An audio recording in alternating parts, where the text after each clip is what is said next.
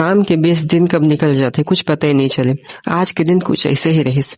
जय जोहार संगवारी हो, मैं हूँ आपमन के अपन सेतु ब्लॉगर और आपमन देखत हवा सेतु ब्लॉग। आज मैं अपन दीदी के घर गए रहो काबर की मोर छोटे भांजा जी के 19 अप्रैल के छठी होही और वही के तैयारी चलत रहिस। सबले पहले मैं चैतमा होटल ले बड़ा समोसा और भांजा मन बर आइसक्रीम लेके दीदी घर पहुंच गए। उतने में पर्दा पाइप लगाए वाले भैया मन आ गए तो मैं भी उनके साथ हाथ बटाए लग गया ताकि काम जल्दी हो जाए। देखते ही देखते सब काम फटाफट पूरा हो गया और पर्दा लगने के बाद घर एकदम बढ़िया दिखे लगिस।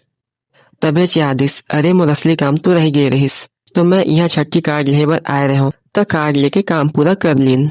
फिर मैं अपन छोटे भांजा संग थोड़ा मस्ती करे और बड़े भांजा संग दुकान जाके फ्रूटी और क्रंची लेके वापस आ गए। ओकर बाद मैं अपन घर बंद निकल गया। रद्दा में गर्मी बहुत तेज रही से एक गिलास ठंडा गन्ना जूस भी पी ले।